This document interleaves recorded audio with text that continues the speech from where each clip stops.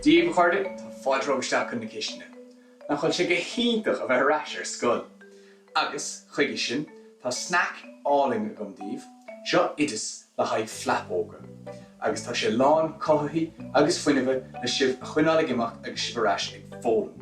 Mar sin, níl ag tastáil ach 350 gram de bhíon curca, 50 gram de síalta los na gréine, 50 gram de síalta pumpkin, 50 gram rísíní, 200 gram de hiúcramín agus 300 gram de im. Mar sin, an chéad rud gur gádún a dhéanamh leis an oideas seo chuir chéile ná an tí a lá. Agus tá chuné sin dhéanamh sa bhícrán an. Gan áras má hadú lé le rudidir bit atá te hí cinnte go níorann tú cabhar ó bhaine fásta. Ní hógann sé ach thart ar nóid an tí a lá sa bhícrán. Mar sin chunig súil dhéire ní muid ggéire é ró. Díreach go mbeadh sé ina leacht. Tá an tí amach as an bhícrán cuairmach. Agus chur gach rud isteach in máil mór meascaí amháin. Mar sin. An curca, na síalta, na rísíní, an siúcra, agus an tí.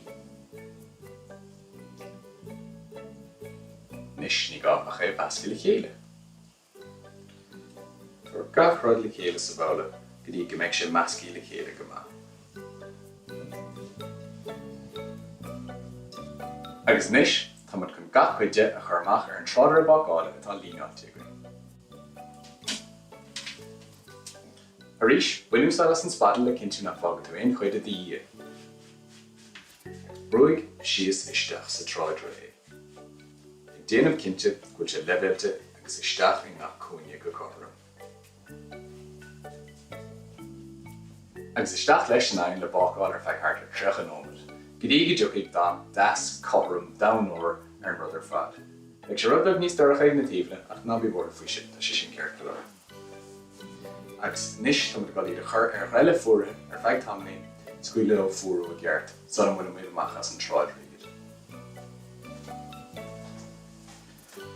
Nis, agus iad fuairithe beaganaí ach fós bogthe na chun iad a chas amach as an tráidre ónas go dtiocfaidh siad amach go first.